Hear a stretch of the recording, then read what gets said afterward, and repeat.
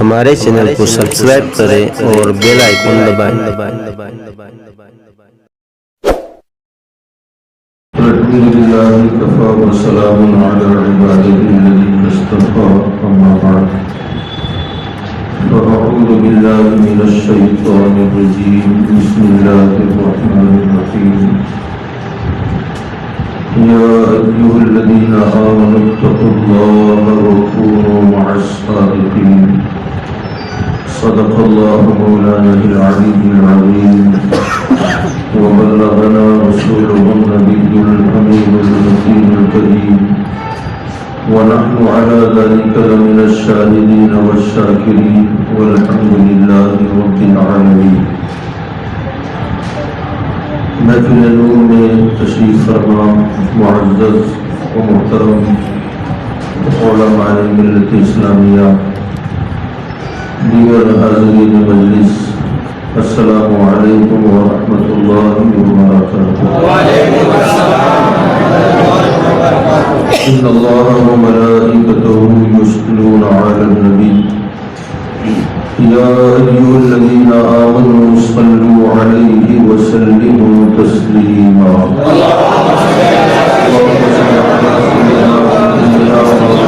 صل علی سیدنا محمد صلاة و سلام علیک یا سیدی یا رسول اللہ صلی اللہ علیہ وسلم۔ معزز سامعین، آنے والی گفتگو کو امید کرتا ہوں کہ نہایت ہی غور سے آپ لوگ سماعت کریں گے، اور میری کوشش ہمیشہ یہ رہتی ہے آسان الفاظوں میں سامعین کے ذہنوں کے قریب اپنی گفتگو کو لے جانے کی میں کوشش کرتا ہوں۔ قرآن پاک کی جس آیہ کریمہ کی تلاوت کا میں نے شرف حاصل کیا ہے، اس آیت کریمہ میں اللہ تبارک و تعالی ارشاد فرماتا ہے یا ایھا الذین آمنوا اتقوا اللہ، اے ایمان والو اللہ سے ڈرو، وکونوا مع الصادقین اور سچوں کے ساتھ ہو جاؤ۔ اس آیت کریمہ میں جو قابل غور بات ہے وہ یہ ہے کہ اللہ نے پہلے حکم دیا اپنی ذات سے ڈرنے کا، خدا کا خوف، اور دوسرا حکم یہ دیا کہ اپنے نیک اور سچے بندوں کی صحبت اختیار کریں۔ یہ دو چیزیں ہیں اور دونوں قابل غور ہیں۔ سب سے پہلی بات تو یہ ہے کہ اللہ کا خوف ایک ایسی چیز ہے کہ تمام تر نیکیوں کا سر چشمہ ہی خدا کا خوف ہے۔ اگر بندہ اللہ سے ڈرنے لگ گیا، خدا کا خوف جس دل میں آ گیا، سمجھ لو وہ پھر زندگی میں کوئی غلط کام نہیں کرے گا۔ جب خدا کا خوف دل میں آ گیا تو اللہ کے حکم کو کبھی بھی وہ بندہ نہیں ٹالے گا، رسول اللہ کی سنتوں کو ڈھونڈ کر عمل کرنے کی کوشش کرے گا، کیونکہ جب خدا کا خوف ہے تو خدا کا خوف تمام تر نیکیوں کا سرچشمہ ہے، اور خدا سے بے خوفی، اللہ سے نہ ڈرنا، یہ تمام تر گناہوں کی جڑ ہے۔ اگر خدا کا خوف بندے کے دل سے نکل گیا تو پھر کیا تنہائی اور کیا مجمع، کیا اندھیرا اور کیا اجالا، وہ ہر جگہ اللہ کا جب خوف نہ رہے گا تو وہ گناہ کرے گا، اور جب خدا کا خوف دل میں آ گیا تو پھر مجمع ہو یا تنہائی ہو، اکیلا ہو، ہر لمحہ اسے یہ بات متنبہ کرے گی کہ کوئی دیکھے کہ نہ دیکھے، تیرا رب تجھے دے گا. کوئی دیکھ رہا ہو کہ نہ دیکھ رہا ہو، اللہ تو مجھے دیکھ ہی رہا ہے. اور یاد رکھیں اصل چیز یہ ہے کہ آج ہمارا تیقن، جس کو آپ کہیں یقین، ہمارا ایمان ہے کہ اللہ دیکھ رہا ہے. ہاں ہاں، اللہ دیکھ رہا ہے، ہر لمحہ دیکھ رہا ہے. اندھیرا ہو کہ اجالا ہو، تنہائی ہو کہ مجمع ہو، چاہے آپ بند کمرے میں ہو، خدا تو دیکھ ہی رہا ہے، اللہ دیکھ رہا ہے. مگر بات دراصل یہ ہے کہ اس خوف کو جتنا حساس ہونا چاہیے تھا ہماری نظر میں، وہ اتنا حساس نہ رہا. ایمان ہے کہ دیکھ رہا ہے، مگر جو یقین ہوتا ہے نا، یقین، اس یقین کی منزل سے ہم ذرا نیچے آ گئے. اللہ ہمیں اس مقام پر لے جائے. یاد رکھیں دنیاوی اعتبار سے ہم اور آپ یہ دیکھتے ہیں کہ اگر ہمارا مکمل یقین ہے کہ خدا مجھے دیکھ رہا ہے، تو جب یہ یقین کامل ہو جائے تو آدمی کبھی گناہ نہیں کرے گا، غلط کام نہیں کرے گا، آوارہ گردی نہ کرے گا. ہر کام شریعت کے دائرے میں رکھ کر بندہ کرے گا. کوئی ایسا عمل نہیں کرے گا جو شریعت کے خلاف ہے. آج ٹیکنالوجی کا زمانہ ہے، میں جائز و ناجائز کی طرف نہیں جا رہا ہوں، خالی سمجھانے کے لیے آپ کی گوش گزار کرنا چاہتا ہوں. کبھی ایسا ہوتا ہے کہ 2 3 منزلہ باقاعدہ شو روم ہوتے ہیں، کارخانے ہیں، لوگ کارخانوں میں کام کر رہے ہیں، اور اب حالات یہ ہیں کہ سیب کارخانے میں موجود نہیں ہے، کاریگر ایمانداری سے کام کر رہا ہے. یا آپ نے دیکھا ہوگا کسی شو روم میں آپ چلے جائیں تو سیب گراؤنڈ پہ بیٹھا ہوا ہے اور اوپر 3ری منزل پر بھی دیانتداری کے ساتھ کام ہو رہا ہے. اگر اس کا کوئی جانا پہچانا شناسا دوست آ گیا اور وہ اگر یہ کہے کہ 10 منٹ ذرا کام چھوڑ میری بات سن، تو کاریگر کہتا ہے کہ نہ یار سیف موجود ہے. وہ کہے یار 3 فلور نیچے ہے، یہاں کہاں دیکھ رہا ہے؟ وہ کام چھوڑ کے کرتا ہے کام، دوسرا کام کرے گا. وہ اگر یہ کہے کہ یار یہاں کہاں دیکھ رہا ہے، تو وہ کیمرے کی طرف دکھا دے گا کہ وہ یہاں نہیں ہے، مگر یہاں کیمرہ چل رہا ہے اور اسکرین اس کے سامنے ہے. کیونکہ اسے اب یقین ہے کہ میرا سیٹ کی نظر اس اسکرین پر ہے، وہ مجھے دیکھ رہا ہے. ذرہ برابر بھی کام چوری وہ بندہ نہیں کرتا. ایمانداری سے سوچو کہ یہ سیٹ ہے جس کی نظر اسکرین پر ہے اور کیمرے کی نظر ہم پر ہے، تو ہم اتنا ڈر کے اس سے رہتے ہیں کہ کوئی کام اس کی منشا کے خلاف نہ ہو. میرا رب اسکرین سے بھی پاک ہے، کیمرے سے بھی بے نیاز ہے، وہ ہر گھڑی نگاہ قدرت سے ہمیں دیکھ رہا ہے. کیا اتنا یقین بھی ہمارا ہے خدا کی ذات پر کہ وہ ہمیں دیکھ رہا ہے؟ اور جب اتنا یقین ہو جائے تو مجھے بتاؤ کہ جب ہمارا یقین کامل ہو کہ میرا رب مجھے دیکھ رہا ہے، تو کیا کوئی بندہ نماز چھوڑے گا؟ مجھے بولو، فجر میں بستر میں رہے گا کہ مسجد میں آئے گا؟ مسجد میں آئے گا. ظہر میں کاروبار کرے گا کہ عبادت کے لیے آئے گا؟ اصل میں بزنس میں توجہ دے گا کہ اللہ کے گھر کی طرف آئے گا؟ مغرب میں کاروبار چھوڑے گا اور ہر کام چھوڑ کر خدا کی بندگی کے لیے دوڑ پڑے گا کہ میرا رب مجھے دیکھ رہا ہے. ایسے ہی جب بندے کے دل میں خدا کا خوف آ گیا تو فرائض پر بھی عمل کرے گا، واجبات پر بھی عمل کرے گا، سنتوں پر بھی عمل کرے گا، مستحبات پر بھی عمل کرے گا. اور جب خدا کا خوف آئے گا تو حرام کام تو دور کی بات ہے، مشتبہ چیز جس میں شبہ ہو کہ جائز ہے کہ ناجائز، اگر ڈاؤٹ ہو نا کہ پتہ نہیں جائز ہے یا ناجائز، مگر جب خدا کا خوف آئے گا تو سوچے گا اگر نہ کروں گا تو مر نہیں جاؤں گا، آدمی اسے چھوڑ دے گا. اور یاد رکھیے گا یہ خدا کا خوف آج بلکہ ہمارے علماء نے بھی لکھا اس پر، تو کافی کتاب الکبائر وغیرہ بڑی بڑی کتابیں وجود میں آ گئی ہے. اور ہم بھی اور آپ بھی سمجھتے ہیں کہ یہ بڑے بڑے گناہ، شراب پینا بڑا گناہ، جوا بڑا گناہ، زنا بڑا گناہ، یہ ترک نماز بڑا گناہ، رمضان میں طاقت استطاعت ہونے کے باوجود روزہ چھوڑ دینا یہ بڑا گناہ. یہ کتاب الکبائر کی پوری کتابیں آپ پڑھ جائیں، ایک فہرست لگی ہوئی ہے کہ یہ بڑا گناہ، یہ بڑا گناہ، یہ بڑا گناہ. نیکیوں میں بھی ایسا، یہ بڑی نیکی ہے. یہ چھوٹی نیکی ہے، یہ بڑا نیک کام ہے، یہ چھوٹا نیک کام ہے، مگر کتاب الکبائر ہو یا کتاب الصغائر ہو، میں نے جتنا پڑھا ہے، اللہ کی عزت کی قسم، سیدنا امام غزالی رحمۃ اللہ علیہ کے 2 جملے مجھے کتابوں کے انبار پر بھاری نظر آئے. 2 جملے، کتابوں کے انبار ایک طرف اور امام غزالی کے 2 جملے ایک طرف. آپ فرماتے ہیں کہ کوئی گناہ بڑا اور چھوٹا نہیں ہوتا. غور سے سنیے، کوئی گناہ بڑا اور چھوٹا نہیں ہوتا. عموماً کیا ہوتا ہے کہ آدمی بڑے گناہ سے تو بچتا ہے کہ بڑا ہے، لیکن چھوٹے گناہ سے یہ سوچتا ہے کہ معمولی بات ہے، کر ڈالتا ہے. امام غزالی فرماتے ہیں خبردار، چھوٹا بڑا گناہ نہیں ہوتا. فرمایا اگر ادنا سے ادنا کام جسے تو چھوٹا گناہ سمجھتا ہے، ہم سمجھتے ہیں نا چھوٹا، فرمایا وہ کام جس کے کرنے پر تیرے رب کو جلال آ جائے وہی سب سے بڑا گناہ ہے.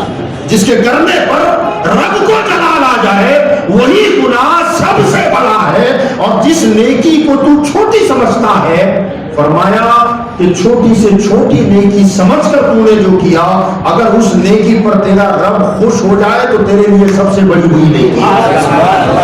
کوئی گناہ بڑا اور چھوٹا الگ سے نہیں ہوتا. جس گناہ پر رب کو جلال آئے وہ سب سے بڑا گناہ، اور جس نیکی پر خدا راضی ہو جائے وہ سب سے بڑی نیکی ہمارے حق میں ہے. اب میں اسی کو تھوڑا وضاحت کر کے آپ کی گزار کر دوں. دیکھیں آپ، چھوٹا گناہ کیا ہے؟ فرمایا ایک مرتبہ بغداد میں بڑا نیک اور پارسا انسان رہتا تھا. اس کی زندگی کا لمحہ لمحہ عبادت و ریاضت اور پارسائی میں گزرتا تھا.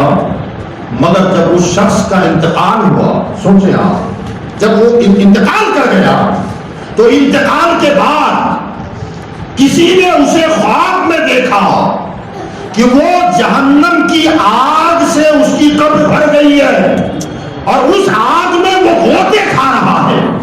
آگ میں غوطے کھا رہا ہے. تو خواب دیکھنے والے نے اس بندے سے پوچھا کہ اللہ کے بندے، ہم تو تجھے بڑا نیک اور پارسا سمجھتے تھے، آخر اللہ نے تجھے کس جرم کی سزا دی ہے؟ کون سے گناہ پر پکڑ کی؟ تو اس بندے نے کہا کہ کیا بتاؤں، جب میری روح قبض کی گئی اور بارگاہ خداوندی میں میری روح کو حاضر کیا گیا تو میرے رب نے دوسرے کوئی سوال ہی نہ کیے، ایک ہی سوال ہوا ہے مجھ سے. کہا کیا؟ کہ دوپہر کے وقت میں گھر سے کھانا کھا کے نکلا تھا، عبادت کے لیے جا رہا تھا، اور جب کھانا کھا کے نکلا تو میرے دانت کی کھڑکی میں کچھ کھانا اٹکا ہوا تھا، پھنسا ہوا تھا. تو مجھے بار بار پریشانی ہو رہی تھی، زبان اس طرف بار بار جا رہی تھی. تو چلتے چلتے میں نے ایک جھونپڑے سے چھوٹا سا گھاس کا تنکا توڑا اور توڑ کر کے میں نے دانت میں خیال کیا اور پھینک دیا. بس میرے رب نے اتنا ہی سوال کیا کہ جس کے جھونپڑے سے تنکا توڑا تھا اس سے اجازت نہیں تھی. میں نے پوچھا نہیں تھا. کا دوسرا کوئی عمل میرے رب نے نہیں پوچھا، بس اسی تنکے پر ہی عذاب ہو رہا ہے. آپ سمجھ رہے ہیں؟ معمولی گناہ ہے نا، ہماری نظر میں کوئی بڑی بات نہیں ہے، مگر ایک جھوپڑے سے بغیر اجازت کے تنکا توڑ کر خالی دانت میں خیال کیا اور یہی ادا اسے ناپسند ہوئی، تو اس بندے کے حق میں تو سب سے بڑا گناہ وہی ہے، سب سے بڑا گناہ وہی ہے. آج ہم گناہ کو ہم نے تقسیم کر لیا ہے، یہ بڑا گناہ ہے، یہ چھوٹا گناہ ہے. مگر فرمایا کہ نہ، اگر اللہ کو کسی چھوٹے سے چھوٹے گناہ پر جلال آ جائے تو ہمارے حق میں سب سے بڑا گناہ تو وہی ہے. اسی طریقے سے نیکی، آپ دیکھیں نیکی کے حوالے سے ہم چھوٹی چھوٹی نیکی یاد رکھیں. حضور صلی اللہ علیہ وسلم نے حدیث میں فرمایا، حدیث پاک ہے، قیامت کا دن آئے گا، نامہ اعمال تولا جائے گا، میزان عمل میں جب نیکیوں کے پلے میں نیکیاں رکھی جائے گی، اس کے گناہ کا پلڑا وزندار ہوگا، نیکیوں کا پلڑا ہلکا ہوگا. نیکیاں کم ہوگی، گناہ زیادہ. فرشتے اس بندے سے کہیں گے کہ اللہ کے بندے، اگر دنیا میں اور تھوڑی نیکیاں کر لیتا تو آج جنتی ہو جاتا، مگر آج تیرے گناہ کا پلڑا وزنی ہو گیا ہے اور نیکیوں کا پلڑا ہلکا ہو گیا ہے. اب چل تیرا ٹھکانہ جہنم ہے، اسے لے کر جہنم کی طرف مڑے گے، رب فرمائے گا میرے بندے کے اعمال پھر سے تولو، بندہ پھر میزان عمل پہ آئے گا اور پھر دوبارہ اس کے بدیوں کے اعمال ایک پلڑے میں، نیکیوں کے دفتر ایک پلڑے میں رکھے جائیں گے۔ اچانک نیکیوں کے پلڑے میں اوپر سے ایک کاغذ کی پڑیا گرے گی، اور جیسے ہی کاغذ کی پڑیا نیکیوں کے پلڑے میں گرے گی، نیکیوں کا پلڑا وزندار ہو جائے گا۔ اللہ فرمائے گا میرے بندے کی نیکیاں زیادہ ہیں، اسے جہنم نہیں جنت لے جاؤ۔ اب یہ جنت کی طرف مڑنے کے بجائے کہے گا باری تعالیٰ میں ذرا اس پڑیا کو دیکھنا چاہتا ہوں جس پڑیا نے مجھے جہنمی سے جنتی بنا دیا۔ آخر اس پڑیا میں کیا ہے کہ جس نے پورا پاسا ہی پلٹ دیا، میں جہنم کی طرف جا رہا تھا مجھے جنتی بنا دیا۔ اللہ فرمائے گا فرشتوں اسے دکھا دو کیا ہے اس میں۔ جب وہ کاغذ کی پڑیا کھولی جائے گی تو حدیث میں آقا فرماتے ہیں کہ اس میں مٹی ہوگی، مٹی۔ وہ بندہ کہے گا مولا اس مٹی نے مجھے جنتی بنا دیا؟ اللہ فرمائے گا ہاں بندے یہ مٹی نے تجھے جنتی بنایا۔ بندہ کہے گا مولا یہ مٹی ہے کون سی جس نے مجھے جہنمی ہونے سے بچا کر جنتی بنا دیا؟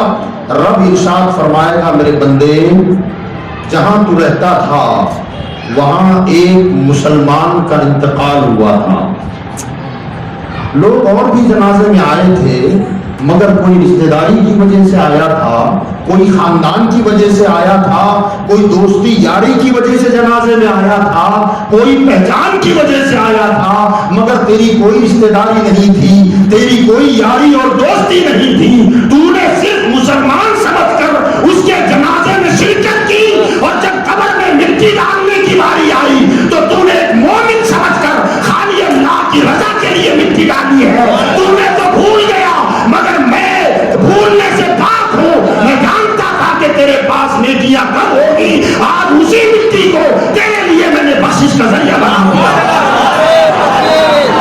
نعرہ رسالت یا رسول اللہ، خواجہ غریب نواز کے اعلیٰ حضرت، نعرہ تکبیر۔ تو پتہ یہ چلا کہ کوئی نیکی چھوٹی سمجھ کر چھوڑ مت دینا اور کسی گناہ کو چھوٹا سمجھ کر مت ڈالنا۔ جب بھی کوئی گناہ سامنے آئے تو بس اتنا تصور کرنا کہ ہو سکتا ہے میرے رب کو اسی پر جلال آ جائے تو میرا کیا ہوگا، اور کسی چھوٹی نیکی کو چھوٹی سمجھ کر چھوڑ مت دینا، یہ سوچنا کہ ہو سکتا ہے میرے رب کو یہی ادا پسند آ جائے، یہی پسند آ جائے تو میرا کام بن جائے۔ میں عرض یہ کرنا چاہتا ہوں کہ جب بندے کے دل میں خدا کا خوف آ گیا تو پھر وہ نماز چھوڑے گا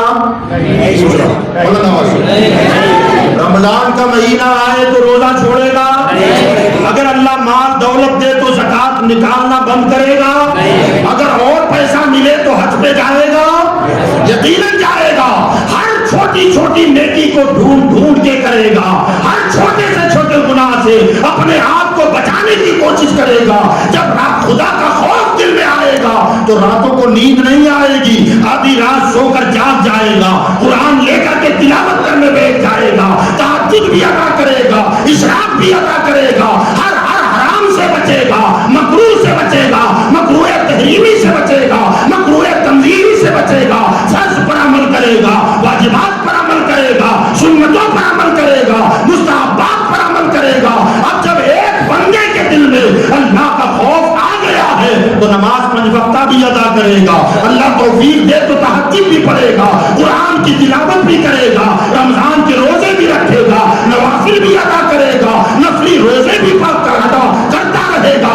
اب جب وہ اتقوا اللہ کا جلوہ اس میں آ گیا، وہ نمازی بھی ہو جائے گا، وہ حاجی بھی ہو جائے گا، نیکوکار بن جائے گا۔ اب اللہ کو اتنی بات کہہ کے بات مکمل کر دینی چاہیے، اتقوا اللہ، اللہ سے ڈرو بس، کیونکہ اب نمازی ہو گئے، روزے دار ہو گئے، حاجی ہو گئے، عبادت گزار ہو گئے، تو بندو اللہ سے ڈرو اور جنت میں جاؤ۔ بات سیدھی ہے نا، بات سیدھی ہے، اتقوا اللہ پر بات کمپلیٹ ہو جانی چاہیے، مگر اللہ یہاں بات کو کمپلیٹ نہیں کرتا، بلکہ اللہ فرماتا ہے اتقوا اللہ، اللہ سے ڈرو۔ मौला तुझसे डर के क्या करूंगा, नमाज पढ़, रोजा रख, हज कर, ज़कात दे, खैर खैरात कर, माँ बाप की खिदमत कर, रिश्तेदारों के साथ सिला रहमी कर, पड़ोसियों के साथ बेहतर सलूक कर, हर नेक काम कर। मौला क्या ये करने से जन्नत मिलेगी? फरमाया अभी नहीं, वो कोनो मासादती, सच्चों का दामन पकड़ ले। किसी अल्लाह वाले का दामन पकड़। मेरे मौला जब मैं खुद नमाजी हो गया, मैं रोजेदार हो गया, मैं हाजी साहब हो गया, मैं खैर खैरात करने वाला सखी हो गया, मैंने मस्जिदें बना दी, मैंने मदरसे बना दिए, मौला अब मुझे किसी का दामन पकड़ने की जरूरत क्या? मगर रब कहता ना, वो कुनू मअस-सादिकीन, इत्तकुल्लाह पर तकिया लगा के मत बैठना, किसी अल्लाह वाले का दामन भी पकड़ लेना। सवाल ये है कि बारी ताला ये दोनों चीजों को साथ साथ बयान करने का मकसद क्या है? तो याद रखिएगा, मिसाल दे रहा हूं, दौलत कमा लेना बड़ी बात नहीं है, दौलत कमा के बचाना बड़ी बात है। मिसाल के तौर पर पुराने वक्तों में, पुराने दौर में लोग मेहनत करते, मशक्कत करते, कारोबार करते, तिजारत और बिजनेस करते, काश्तकारी करते, माल दौलत जमा होता, वो सारी के सारी दौलत लाके घरों में जमा रखते।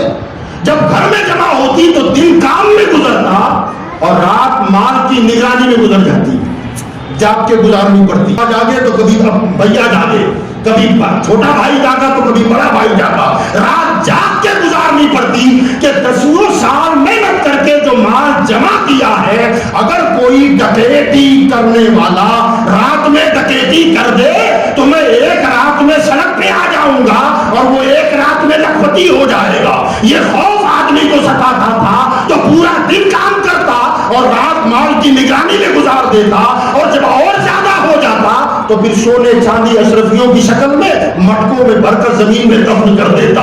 वही दफीने हैं, जमीन में गाड़ देता। और फिर कभी तो ऐसा होता कि ये खुद ही किसी को न बताता और मर जाता, वो जमीन का जमीन ही में रह जाता। बेटा भी परेशान है, अम्मा भी परेशान है, क्या अप्पा ने कमाया इतना था, डाला कहाँ है, पता ही नहीं चलता था, तो ये डालकर खुद ही मर गया, किसी को पता ही नहीं है, तो ये खुद लखपति रहा मगर औलाद रोड पे आ गई, ये मामला था। तो दुनिया के ज़हीन तरीन लोगों ने बाद में ये सोचा कि हमारी रियाया मेहनत और मशक्कत करके, काम करके माल जमा करती है, मगर माल कमाने के बाद उससे ज्यादा उसे बचाने की फिक्र लाहिक होती है। लिहाजा कोई ऐसा कदम उठाया जाए कि हमारी आवाम और हमारी जनता माल कमाए भी और उसका माल महफूज भी रह सके और उसके दिमाग पे कोई टेंशन भी ना हो।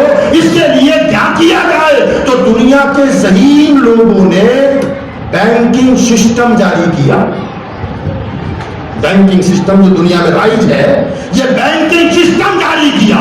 गवर्नमेंट के बैंक बनाए और बैंक बनाकर जगह जगह पर उनकी ब्रांचें खोली, उनकी शाखें कायम की और सारे दुनिया में ऐलान हो गया। हर मुल्क वाला ऐलान करता है कि हमने बैंकिंग सिस्टम जारी किया है। ये बड़ौदा बैंक है, उसकी ब्रांचें हमने अलग अलग इलाकों में डाल दी। ये पंजाब बैंक है, उसकी शाखें हमने अलग अलग इलाकों में डाली है। बस तुम्हारा काम है अकाउंट खोलो, मेहनत करो, माल जमा करो और बैंक में डाल दो, चैन की नींद सो जाओ। इसलिए कि अब माल महफूज हो गया, अब माल महफूज हो गया। वहां नौकर बने हुए हैं, वहां पर बाकायदा कैमरे लगे हुए हैं, वहां पर सिक्योरिटी के लोग मौजूद हैं, उनके हाथों में बंदूकें हैं, बाकायदा तौर पर यूनिफॉर्म पहन के रहते हैं। बाकायदा आप जिस भी बैंक में अपना अकाउंट खोलें तो वहां माल जमा कर दें, लॉकर में सोना चांदी रख दें और आपका माल महफूज होगा। आप कमाते रहे, माल जमा करते रहे, ये सिलसिला चलता रहा। अगर आप इसको समझ गए कि माल जमा करना, कमाना बड़ी बात नहीं है, बल्कि माल को बचाना बड़ी बात है। कोई अगर आकर हाथ साफ कर ले तो तुम रोड पे आओगे, मगर जिसने उड़ा लिया वो माला माल हो जाएगा।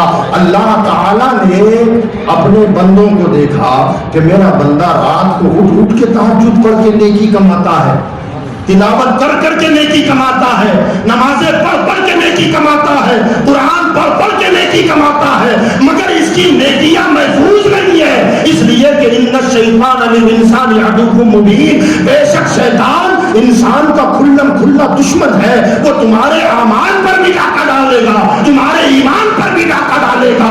اب تو عبادت کر کے نیکیوں کا انبار جمع تو کر رہا ہے، مگر یہ بدبخت کب تیرے اعمال کو برباد کر دے گا تجھے پتہ بھی نہ چلے گا۔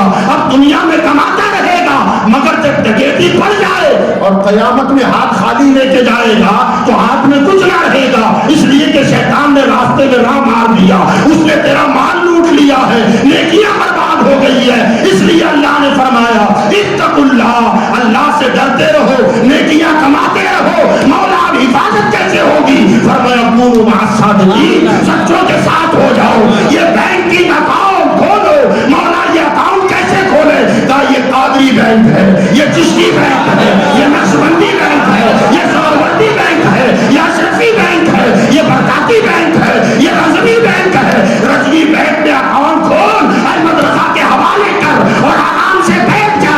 امام احمد رضا تیرے ایمان کی بھی حفاظت کرے گا، تیرے عمل کی بھی حفاظت کرے گا۔ چشتی بینک میں اکاؤنٹ کھول، غریب نواز تیرا ایمان بھی بچائے گا، تیرا عقیدہ بھی بچائے گا اور تیرا عمل بھی بچا کے لے جائے گا۔ یہ ہے اتقوا اللہ وکونوا مع الصادقین، اللہ سے ڈر کے عبادت کرو اور اللہ والے کا دامن تھامو۔ ہاں وہ یونیفارم والے لوگ ہیں، اور اللہ تعالیٰ نے انہیں ولایت کے منصب پہ بٹھایا ہے۔ اور آپ جانتے ہیں کہ عہدیدار جو دنیا کے ہوتے ہیں نا، 1 اسٹار 2 اسٹار 3 اسٹار تمغے لگے رہتے ہیں، یہاں اسٹار یہاں اسٹار یہاں اسٹار، وہ اسٹاروں کو دیکھ کر پتا چلتا ہے کہ کس مقام پر ہے۔ 2 اسٹار ہے تو ذرا اونچا ہے، 3 اسٹار ہے تو ذرا اور اونچا ہے، 5 اسٹار والا ہے تو اور اونچا ہے۔ کسی کی ٹوپی پر اگر ترا لگا ہے تو کہو یہ کوئی بہت بڑا آدمی ہے، تو یاد رکھیں ہندوستان کی سرزمین پر خواجہ اجمیر ترے والی بولتا ہے۔ ہاں یہ کوئی چھوٹا آدمی نہیں ہے غریب نواز، ان کے سر پہ رب نے ولایت کا ترا لگایا ہے، اور ایسا ترا لگایا ہے کہ یہ اپنے اللہ کے بندوں کو اب اللہ کی عطا کردہ سیٹیں عطا کرتے ہیں۔ ادنا کو اعلیٰ بننا ہو تو غریب نواز کے آستانے پر جاؤ، زبر کو آفتاب بننا ہو تو آستانے غریب نواز پر جاؤ، اگر چھوٹے کو بڑا بننا ہے تو غریب نواز کے پاس آؤ۔ حضرت خواجہ خاقان عطائے رسول ہند الولی وہ شان کے مالک ہے، اللہ اکبر، کہ اگر ادنا پر نظر ڈالی ہے تو اعلیٰ بنا دیا۔ حضرت خواجہ غریب نواز علیہ رحمتوں پر رضوان۔ اور یاد رکھیے گا وہ ذات ستودہ صفات، وہ ذات ستودہ صفات ہے جو ہمارے عقیدوں کی بھی حفاظت کرتی ہے، ہمارے اعمال پر بھی نظر ہوتی ہے۔ آپ جانتے ہیں کہ کبھی کبھار آپ دیکھیں نا یہ سلاسل کیا ہیں، یہ بزرگوں کے، یہ بزرگوں کے جو سلاسل ہیں، کبھی آپ ہائی وے سے سفر کریں اور جہاں کہیں پہاڑی علاقہ شروع ہوتا ہے، آپ چلے جائیں ادھر کیشکال دھمتری اڑیسہ چھتیس گڑھ کے علاقے میں، اس طرف میرا اکثر جانا آنا ہوتا ہے، تو میں دیکھتا ہوں کہ بہت لمبی چوڑی پہاڑیوں کا سلسلہ شروع ہوتا ہے، اور جب گاڑیاں آتی ہیں تو پہاڑی سلسلہ شروع ہونے سے پہلے باقاعدہ طور پر پولیس چوکیاں لگی رہتی ہیں، ٹینک لگے رہتے ہیں، گاڑی والوں کو روکتے ہیں کہ رک جاؤ بھیا، کیوں رکے؟ کہاں آگے خطرہ ہے، لٹیرے ہیں لوٹ لیں گے، یہاں رکو۔ جب 10-5 گاڑیاں جمع ہو جائیں تب آگے ان کی گاڑی ہوتی ہے، پیچھے ساری اور لوگوں کی گاڑیاں ہوتی ہیں، اور اس میں باقاعدہ مشین گن لے کر آدمی بیٹھتا ہے، اور وہ حفاظت کے ساتھ جب پہاڑی علاقہ پار کرتے ہیں تو اس میں جو ڈکیتی کرنے والے ان کی ٹولیاں ہوتی ہیں، ان کی جماعتیں ہوتی ہیں، تو جب وہ گاڑیوں کی لائن دیکھتے ہیں تو پہلے والی گاڑی دیکھتے ہیں کہ یہ عام گاڑی نہیں ہے، خاص گاڑی ہے، عام لباس والے نہیں، وردی والے لوگ ہیں، اور ان کے ہاتھوں میں خالی ڈنڈے نہیں ہیں، مشین گن لے کے بیٹھے ہیں۔ اگر تاک میں بیٹھے ہو تو بھی راستہ چھوڑ کے اور جنگلوں میں چلے جاتے ہیں کہ اسے گزر جانے دو، اور اگر کوئی ان کے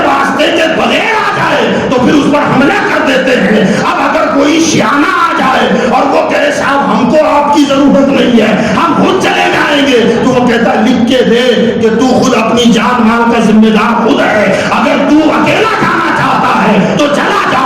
اب اگر وہ کہے کہ مجھے تمہاری ضرورت نہیں اور وہ پہاڑی علاقے میں تنہا نکل گیا، تنہا گاڑی لے کے چلا گیا، تو پھر اس پار جانے کی کوئی گارنٹی نہیں ہے، راستے میں مال بھی جائے گا، جان بھی چلی جائے گی۔ بلا تمثیل عرض کرنا چاہتا ہوں، اللہ نے فرمایا اے ایمان والو اللہ سے ڈرو، تمہارے پاس روزہ رکھ کر تم نے نیکیوں کا ڈھیر جمع کیا ہے، تلاوت کر کے نیکیوں کا انبار جمع کیا ہے، نمازیں پڑھ کر نیکیوں کا انبار جمع کیا ہے، مگر یہ بندت ایسی ہے کہ اس راستے پر شیطان بیٹھا ہوا ہے۔ اب اس راستے سے تمہیں گزر کے رحمان کی بارگاہ میں جانا ہے، اگر راستے میں اس نے حملہ کر دیا تو تمہارا سب کچھ کیا کرایا برباد ہو جائے گا۔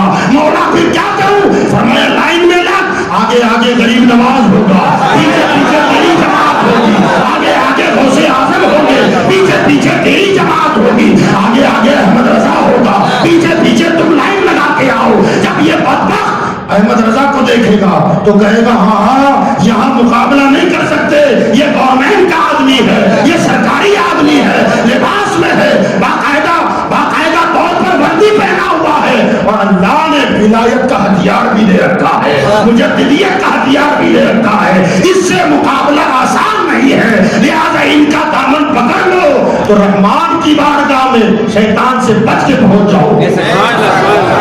اس لیے اللہ نے فرمایا وَكُونُوا مَعَ الصَّادِقِينَ، سچوں کے ساتھ ہو جاؤ۔ جب سچوں کے ساتھ ہو جاؤ گے، حضرت سیدنا خواجہ غریب نواز رحمت اللہ تعالیٰ نے اپنی مجلسیں ہوتی تھی سرکار اجمیر کی، تقریباً 7ویں مجلس میں ایک بات بیان فرمائی، وہ فرماتے ہیں جب قیامت کا دن آئے گا دوسرا سور پھونکا جائے گا، پہلا سور پھونکا جائے گا تو دنیا تباہ ہو جائے گا، سب کچھ ٹوٹ پھوٹ کے برباد ہو جائے گا، ساری دنیا فنا کے گھاٹ اتر جائے گی، کوئی تنفس، آسمان پہاڑ زمین کچھ نہ ہوگا۔ پھر جب اللہ چاہے گا جناب اسرافیل علیہ السلام کو دوبارہ زندگی عطا فرمائے گا، سور کو پیدا فرمائے گا، اور پھر جناب اسرافیل سے کہے گا سور پھونکو، جناب اسرافیل سور پھونکیں گے تو جتنے مر چکے ہیں سب دوبارہ زندہ ہوں گے، لوگ اپنی اپنی قبروں سے نکلیں گے۔ اب حضرت خواجہ غریب نواز فرماتے ہیں کہ جب دنیا کے سارے لوگ اپنی اپنی قبروں سے نکلیں گے تو فرماتے ہیں یہ اولیاء کاملین، وہ مشائخ اعظام جب اپنی اپنی قبروں سے نکلیں گے تو ان کے کاندھوں پر کمبل ہوگا، اور ہر ان کے کمبل سے کناروں پر لاکھوں کی تعداد میں ریشے لٹک رہے ہوں گے، اور لوگ جب قبروں سے نکلیں گے تو ان کے کمبل کے روشوں سے لاکھوں لوگ لٹک جائیں گے، لاکھوں لوگ لٹکیں گے، اور اسی کمبل کو لے کر لاکھوں کو لے کر کے جو لٹکے ہوئے ہیں ان کو لے کر وہ اللہ والا پلسرات سے گزر جائے گا، اور جب پلسرات سے گزرے گا تو جنت کا دروازہ کھلے گا اور یہ اپنے کمبل سمیت جنت میں چلے جائیں گے۔ خواجہ قطب الدین بختیار کاکی کہتے ہیں کہ میں نے کہا حضور یہ کمبل والے کون ہیں اور لٹکنے والے کون ہیں؟ تو آپ نے فرمایا وہ جس سلسلے کا شیخ ہوگا اس کے کاندھے پر کمبل ہوگا، اور جو لٹکیں گے وہی اس کے مرید ہوں گے، جو لٹکیں گے وہی اس کے مرید ہوں گے۔ تو مریدین اپنے پیروں کے ان کمبلوں کے دھاگوں سے لٹکیں گے، اللہ تعالیٰ ان کے لیے اسباب بنا دے گا، یہ اسباب پیدا فرمائے گا۔ تو اللہ فرماتا ہے وَكُونُوا مَعَ الصَّادِقِينَ، سچوں کے ساتھ ہو جاؤ، اور جب بندہ سچوں کے ساتھ ہو جاتا ہے تو پھر اسے کسی کا خوف نہیں ہوتا، وہ کسی سے ڈرتا نہیں ہے۔ حضرت سیدنا خواجہ غریب نواز علیہ رحمت و رضوان آپ بہتر جانتے ہیں کہ جب آئے تھے تب ہندوستان کی کیفیت کیا تھی، جب آج پتا پانی ہو رہا ہے ہمارا، ابھی ہم آ رہے تھے گاڑی میں تو گائے آ گئی گاڑی کے سامنے، हमारे ड्राइवर साहब फौरन ब्रेक मारा, कहो ये आ गई। हाँ, तो पीछे साहब कोई बैठे हुए थे, उन्होंने कहा इंसान की जान से ज्यादा कीमती ये हो गई है। हाँ, सरकार मुफ्ती आजम इन्होंने रहमा के हवाले से कभी सुना है, पढ़ा नहीं है। एक मतलब ऐसी गाड़ी में जा रहे थे, सामने वो आ गई, जैसी आई तो हजरत की जबान से निकला ये अज़ाब हिंद है। उस जमाने में इतनी पाबंदियां नहीं थी, फिर भी कहा था ये अज़ाब हिंद है। और आज हम देख रहे हैं उसकी वजह से मुसलमान मुसीबत में आ गया। आज हमारी हालत बदली हो रही है, तो जरा सोचो, आज लाखों नहीं करोड़ों की तादाद में मुसलमान है, तब भी हमारे साथ ये सुलूक। जब गरीब नवाज अकेले आए होंगे तब क्या आलम रहा होगा? कभी सोचा आपने कैफियत क्या होगी? अकेला मुस्तफा का मानने वाला, तन्हा अल्लाह की वहदानियत का ऐलान करने वाला, तन्हा कलमा बुलंद करने वाला, और पूरा हिंद कुफ्र की वादियों में भटक रहा है।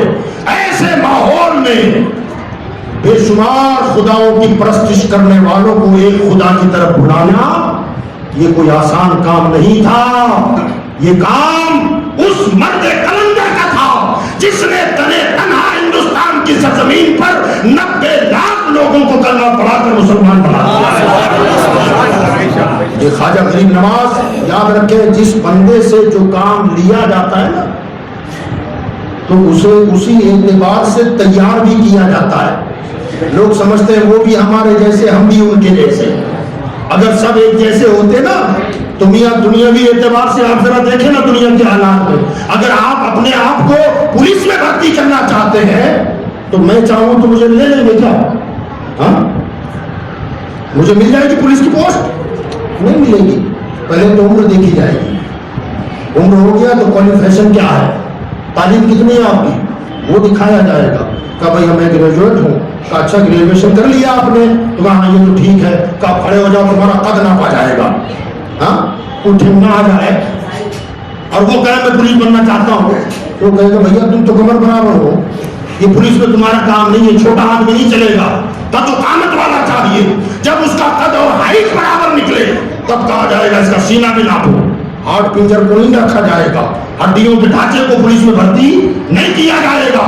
जब उसका सीना भी काफी कुशादा चौड़ा हो, आसाब मजबूत हो, तब कहा जाता है इतनी दौड़ लगा के दिखाओ। उतनी दौड़ भी लगा दी तो कहा जाएगा जरा ऊंचाई पर छलांग लगा के दिखाओ, फिर लंबी छलांग लगा के दिखाओ, ये करके दिखाओ। बाकायदा उसकी तरबियत होती है, और वो हर मैदान में जब कामयाब हो जाता है तब उसे सिलेक्ट किया जाता है कि अब तुम मैदान में उतर सकते हो। जब हिंदुस्तान की सरजमीन पर हिंदुस्तान में इस्लाम का परचम बुलंद करने के लिए रसूलुल्लाह ने जिस साहब को चुना था वो मेरा ख्वाजा है, और जब चुना गया होगा तो हर एतबार से उन्हें प्रैक्टिस कराया गया होगा, तरबियत कराई गई होगी। और तरबियत कराने वाले मदीने के ताजदार हैं, करम अल्लाह का था, निगाह मुस्तफा की थी, और तरबियती मैदान में अमली एतबार से प्रैक्टिस कराने वाले ख्वाजा उस्मान हारूनी है। पूरे तरीके से जब तैयार हो गए तो कहा अब कुफरिस्तान में कूदो। तो अब क्या होगा? का राजा पृथ्वी राज से टकराना है। जरा आपने सोचा कभी? तख्त उसके पास, ताज उसके पास, फौज उसके पास, असलहा उसके पास, ये तन्हा और यक्का आदमी, हथियार नहीं है, औजार नहीं है, फौज नहीं है, मगर अकेला आकर उसके सामने अल्लाह की वहदानियत का ऐलान कर रहा है। या अल्लाह, इतनी बड़ी फौज के सामने, इतने बड़े जाबी बादशाह के सामने ये तन्हा फकीर क्या करेगा? तो कुदरत का नतीब आवाज देता है कि उसकी फौजें जो नहीं कर सकती ये ख्वाजा की जबान कर देती है। मेरे वाला बोल दे तो सभी दुनिया की काया पलट के रख दे। अज़ीज़ान मिल्लत इस्लामिया, तो याद रखें ये फाका कश के मौत से डरता नहीं जरा। हज़रत ख्वाजा गरीब नवाज अलैहि रहमतुल व रिज़वान वो जात है कि अल्लाह ने इन्हें हर एतबार से लेस करके हिंदुस्तान में उतारा। वरना फौज सामने हो, तारीख गवाह, आने वाले आए भी बाद में। पहले तो काफी कुछ किया ना, सब जानते हैं, मशहूर बातें। अना सागर के किनारे बैठे तो कहा उठो, नापाक हो जाएगा पानी, बाकी नापाकी की नहीं क्या इल्म। जो पूरी जिंदगी नापाक रहे वो क्या जाने कि पाकी क्या होती है। गरीब नवाज को उठा दिया गया, दरख्त के साए में बैठे तो कहा ना यहाँ तो राजा के ऊंट बैठते हैं, तो वहीं से बैठे रहे, उठ करके और किसी जगह चले जाएंगे। हम तो फकीर लोग हैं, जहां जगह मिले। मगर दुनिया ने देखा ख्वाजा को उठाकर ऊंट बैठे तो बैठे के रह गए, बैठे ही रह गए। पानी न लेने दिया तो फरमाया ये वो पानी है जो मीलों मील पानी से छलाछल भरा हुआ है। मगर ख्वाजा का हुक्म हुआ तो कूजे में समा गया, कूजे में आ गया। अच्छा, आपने कभी इसको भी देखा गौर से? ये करामत तो बार बार आपने सुनी है। गरीब नवाज ने अपने खादिम को भेजा जो मुसलमान हो गया था कि जाकर के पानी में डुबो और बोल अना सागर तुझे ख्वाजा बुला रहे हैं। अना सागर में डुबोया और कहा कि ख्वाजा बुला रहे हैं, तो पूरा का पूरा पानी सिमट गया, पूजे में आ गया। वो जलथल था, चटियल मैदान नजर आने लगा, खुश्क हो गया, सूख गया। आपने देखा कि वो पानी का मशकीजा जब लेकर के कूजा ले जाकर रख दिया तो अजमेर वाले पानी के लिए तरस गए। आने वाले आए भी का यहां जोर मत दिखाना, जारी करना, क्योंकि ये करबला नहीं अजमेर है। गरीब नवाज ने करबला का जवाब अजमेर में दिया है। करबला में भी पानी पर पहरा बिठा था, मगर वहां करामत नहीं दिखानी थी, वहां अजीमत दिखानी थी, कुर्बानी देनी थी। अजमेर में जब वो सवाल दोहराया गया तो ख्वाजा ने फरमाया लोगों वो करबला था, वहां जिसकी जरूरत थी उन्होंने कर दिखाया। मेरे हुसैन को अपना जैसा मत समझना। जब मेरे दादा की ताकत का देखना है तो उसके पोते की ताकत को जब पोता ऐसा है तो दादा कैसा होगा, जब बेटा ऐसा है तो बाबा कैसा होगा। गरीब नवाज फैज़ाने सरकार आला हजरत उलमाए अहले सुन्नत नस्ल के आला हजरत।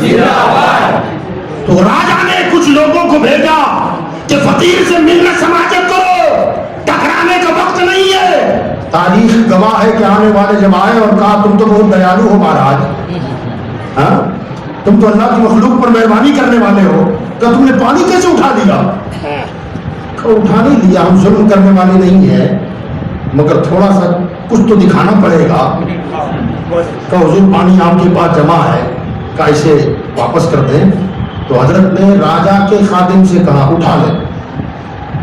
तारीख बताती है कि वो पहलवान उठा, फौजी था, पूरा जोर लगा दिया मगर कूजा उठा ना सका। क्यों ना उठा सका? कूजा छोटा था मगर पूरा अना सागर अंदर था, पूरा अना सागर। अगर अना सागर के पानी को तोला जाए, उसका वजन किया जाए तो कितना निकलेगा? आज भी लबालब बड़ा हुआ है, हालांकि अब छोटा हुआ है, पहले और भी बड़ा था, अब छोटा हो गया है। अब उसमें कई 100 कई लाख टन पानी होगा, मगर ख्वाजा गरीब नवाज ने जब इससे कहा कि उठा तो उठा ना सका और अपने मुरीद से कहा उठा के डाल दे।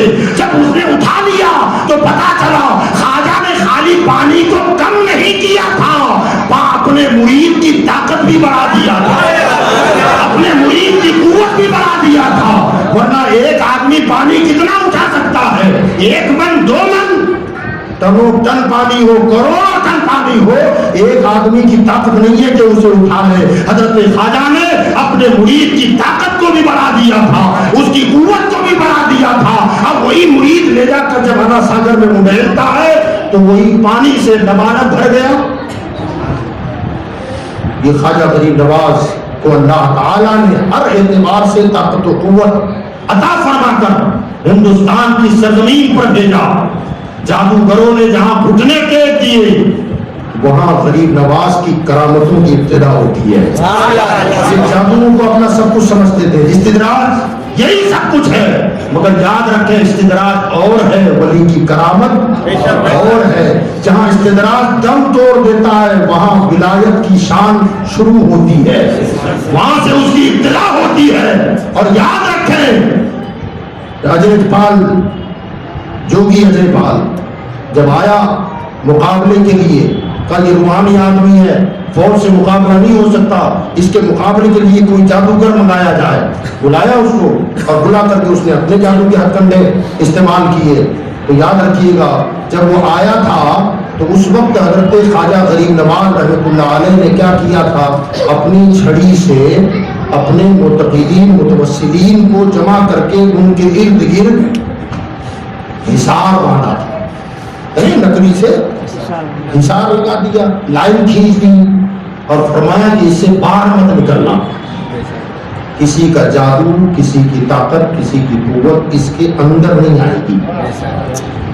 اور وہی ہوا، اس نے جادو سے رسیاں پھینکی تو سانپ بن گئے، جادو کا منتر پڑا پتھروں پر تو شیر ہو گئے، اور دوڑ رہے ہیں غریب نواز کی طرف، ان کے مریدوں کی طرف۔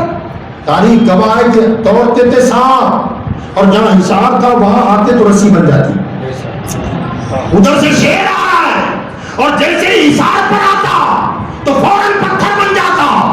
ایک مرتبہ تو حضرت خواجہ پر ایک مست ہاتھی چھوڑ دیا گیا، حضرت خواجہ غریب نواز نے مٹی پر مٹی اٹھائی، آیت الکرسی دم کر کے پھینک دیا، وہ ہاتھی ہی پتھر کا ہو گیا، وہ ہاتھی پتھر ہو گیا۔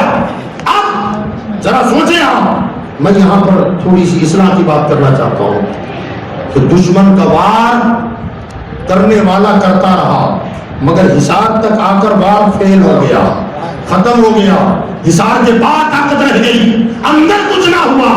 آج مسلمان ظلم و ستم سے پریشان ہے، مظلومیت ہمارا مقدر بن گئی ہے، ذلت ہمارا مقدر بن گئی ہے۔ میں کہتا ہوں کہ ہندوستان کسی کے باپ کا نہیں، میرے خواجہ کا ہے، غریب نواز کا ہندوستان ہے، مگر ان کا ماننے والا آخر ظلم کا شکار کیوں ہو رہا ہے، ذلیل کیوں ہو رہا ہے، رسوا کیوں ہو رہا ہے؟ جو چاہتا ہے ہماری عزتوں سے کھلواڑ کر لیتا ہے، جو چاہتا ہے ہمارے خونوں سے ہولی کھیل لیتا ہے، جو چاہتا ہے ہماری دکانوں میں آگ لگا دیتا ہے، جو چاہتا ہے ہماری مکانوں کو لوٹ لیتا ہے، جو چاہتا ہے ہماری بہو بیٹیوں کی عزتیں پامال کر دیتا ہے، آخر وجہ کیا ہے؟ تو عرض یہ کرنا چاہتا ہوں کہ ہم نے خواجہ کے حصار سے باہر قدم رکھ دیا ہے۔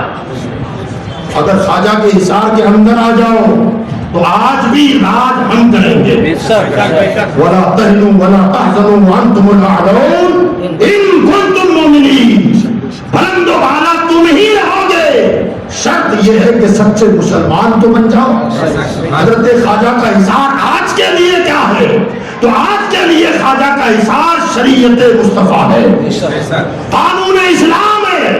جب مسلمان قانون اسلام پر عمل کرے گا تو یہ ظالم نے کل بھی ظلم کیا تھا مگر ہمارا بال بھی بیکار نہ کیا، آج بھی یہ ظالم ظلم کرتے رہیں گے، تھک جائیں گے مگر مسلمان نہ مٹا ہے نہ مٹے گا۔ بس شرط یہ ہے کہ ہم خواجہ کے حصار میں آ جائیں۔ اب اس نے دیکھا کہ اب زمینی طور پر ہم غریب نواز کا مقابلہ نہیں کر پا رہے ہیں، تو آپ جانتے ہیں کہ پھر اس نے ہوا میں اچھال کر دی، ہوا میں اڑنے لگا، تو آپ کے مریدین کہنے لگے کہ حضرت پتہ نہیں اب اوپر جا کے کیا قیامت اٹھائے گا، اوپر جانا ہے۔ غریب نواز نے فرمایا جانے دے، بہت اوپر چلا گیا، کہ حضور بہت اونچا چلا گیا، کہا اور جانے دے، اتنا اوپر کہ حضور اب تو پرندہ جیسا لگ رہا ہے، کہا اور جانے دے، اور اوپر چلا گیا، کہ حضور اب تو چڑیا جیسے لگ رہا ہے، حضرت نے فرمایا جانے دے، اور وہ پھر کالا نقطہ نظر آنے لگا، کہا اور جانے دے، کہ حضور اب تو نظر ہی نہیں آ رہا، اتنی بلندی پر چلا گیا، اتنے اونچے چلا گیا، پتہ نہیں اب کہاں کھو گیا ہے۔ اب انسان نیچے کھڑے ہیں، انہیں جیپال نظر نہیں آیا، خواجہ نے فرمایا نظر نہیں آ رہا ہے، کہ حضور اب دکھائی نہیں پڑ رہا ہے، تو حضرت نے اپنی کھڑاؤں اچھال دی، اچھالی نا، لکڑی کی چپل اچھال دی، کہا لے کے آؤ اسے۔ انسان کی نظر جہاں تھک گئی وہ خواجہ کی چپل کو نظر آ رہا ہے کہ وہ کہاں ہے، خواجہ کی کھڑاؤں کو نظر آ رہا ہے کہ کہاں ہے۔ اتنے خلائے آسمانی میں، فضائے آسمانی میں چپل اڑتی چلی گئی، اور جا کر کے اتنے بڑے خلا میں اس جادوگر کو ڈھونڈا بھی، اور خالی ڈھونڈا ہی نہیں، پھر تڑ پڑنے بھی لگی، اور جیسے ہی پڑتی گئی تو اس کی بلندی بستی کی طرف آنے لگی، وہ اونچائی سے نیچے کی طرف آنے لگا، وہ کھٹا کر گرتی گئی، ایک پڑتا تو نیچے اترتا، پھر پڑی تو پھر نیچے آ گیا، اور نیچے آتے آتے خواجہ کے قدموں میں آ گیا۔ پتا چلا اب تک سمجھ میں نہیں آ رہا تھا کہ خواجہ کا مقام کیا ہے، جب چپل پڑی سر پہ تب پتا چلا کہ خواجہ کیا ہے۔ اے وہابیو، اے دیوبندیو، تمہیں پتا نہیں ہے کہ ابھی خواجہ کا مقام کیا ہے؟ تمہارے سر پہ جب جوتے پڑیں گے تب پتا چلے گا خواجہ کیا ہے، غریب نواز کیا ہے۔ جب سر پہ پڑی تو قدموں میں آ گیا، اور قدموں میں آ کے کہنے لگا مہاراج اب سمجھ میں آیا جادو اور ہے، روحانیت اور ہے، کلمہ پڑھا دو، مسلمان ہونا چاہتا ہوں۔ خواجہ نے کلمہ پڑھا دیا، مسلمان ہو گیا۔ عزیزان ملت اسلامیہ، اس کے بعد حضرت غریب نواز چونکہ یہاں سے اٹھو وہاں بیٹھو، وہاں سے اٹھو وہاں بیٹھو، یہ سلسلہ مسلسل چل رہا تھا۔ انہی لوگوں میں جو مسلمان بن گیا ان میں سے کسی صاحب نے کہا حضور میرے آبا و اجداد کی ایک زمین کا ٹکڑا میرے نام پہ، وہ زمین میں آپ کے لیے وقف کرتا ہوں، یہاں سے اٹھو وہاں بیٹھو، وہاں سے اٹھو وہاں بیٹھو، یہ جھنجٹ ختم ہو جائے۔ کہا میری زمین میں آپ کے حوالے کر رہا ہوں۔ حضرت خواجہ غریب نواز وہاں آئے، اس نے بتایا کہ یہ زمین میری ہے۔ میرے خواجہ نے اس سرزمین پر آ کر اپنا مکان نہیں بنایا، اپنی کٹھیاں نہیں بنائی، اپنا حجرہ نہیں بنایا، سب سے پہلے جو عمارت تعمیر ہوئی ہے فرمایا یہاں اللہ کا گھر بنے گا، وہاں مسجد تعمیر ہوئی، اور وہی مسجد ہے جسے آج مسجد اولیاء کہتے ہیں، ہے نا؟ غریب نواز کے آستانے کے سامنے چھوٹی سی مسجد ہے جسے مسجد اولیاء کہتے ہیں، وہ اجمیر کی سب سے پہلی مسجد، اور اس مسجد کو تعمیر کے لیے گاڑا بنایا گیا، مٹی سے اینٹیں بنائی گئی۔ اجمیر والوں کو پتا چلا کہ اب یہاں مسجد بنے گی، جب مسجد بنے گی تو معاملہ یہ کہ کام نہ کرنے دیا جائے، کام کرنے پر پابندی، مسجد نہ بنانے دی جائے، تو پورا دن آوارہ قسم کے بدماش لڑکے وہاں ٹہلتے رہتے تھے۔ خواجہ نے فرمایا کچھ نہیں، ابھی بیٹھے رہو، کام ابھی نہیں ہوگا، کہ جب رات ہوگی تو کام کریں گے، جب یہ سو جائیں گے تب کام کیا جائے گا۔ سب یہ جا کر کے اپنے گھروں میں سو گئے تو غریب نواز نے چراغ جلائے، چراغ جلا کر اس کی روشنی میں اب مسجد کا کام ہو رہا ہے، مسجد کا تعمیری کام ہو رہا ہے۔ یہ سلسلہ جب لوگوں نے دیکھا کہ عمارت دیواریں کھڑی ہو رہی ہے، کہا باقاعدہ طور پر شاہی فرمان جاری ہو گیا کہ دکان والوں اب ان مسلمان فقیروں کو تیل نہ دینا، تیلوں سے چراغ جلتے تھے، کا تیل دینے پر پابندی۔ شام کے وقت جب مریدین تیل لینے دکانوں پر پہنچے تو کا پابندی لگی ہے تیل نہیں ملے گا، اس دکان پر گئے منع کر دیا، اس دکان پر گئے منع کر دیا، سارے شہر میں سے کہیں تیل نہ ملا، برتن خالی لے کے آ گئے، کہا حضور اب کیا ہوگا؟ حضرت نے فرمایا جس کا گھر ہے وہی کارساز ہے، انتظام ہو جائے گا، فکر نہ کرو۔ کہا ٹھیک ہے حضور۔ دن گزرا، رات آئی، جب رات آئی تو حضرت نے فرمایا خواجہ قطب مسکین کو وضو کراؤ، وہ پانی کا لوٹا لے کر کے آ گئے، کہا ایک تخت بھی لے کے آؤ، روزانہ زمین پر بیٹھ کر سوکھی زمین پر وضو کرتے، مگر آج تخت منگایا اور فرمایا پانی ڈالو، پانی ڈالے تو ہاتھوں کا غسالہ اس تخت میں جمع ہوا، کلی کی، چہرہ دھویا، ہاتھ دھوئے، پیر دھویا، سارا پانی اسی تخت میں جمع ہوا۔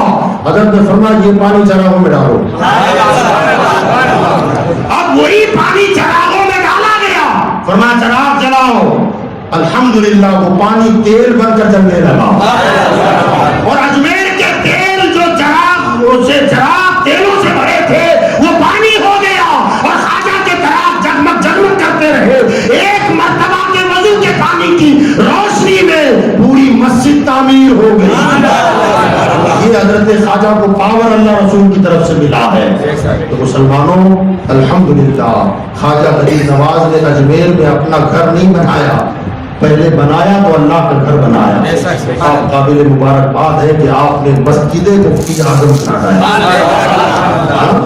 مفتی اعظم، انہوں نے اولیاء مسجد بنائی، مسجد اولیاء بنائی، چونکہ جتنے کام کرنے والے تھے سبھی مزدور جو تھے وہ سب کے سب اللہ کے ولی ہی تھے، اور جنہوں نے تعمیر کیا وہ اولیاء ہیں۔ ہم نے حضرت خواجہ غریب نواز علیہ رحمت و رضوان کے سچے خادم مفتی اعظم کے نام پر بنائی ہے. ہاں؟ وہ ہند کی سرزمین پر نائب غوث اعظم تھے, شبیہ غوث اعظم تھے, تو آپ لوگوں نے مفتی اعظم کے نام پہ یہ مسجد بنائی ہے. اللہ تعالیٰ وآخر دعوانا الحمدللہ رب العالمین. السلام علیکم.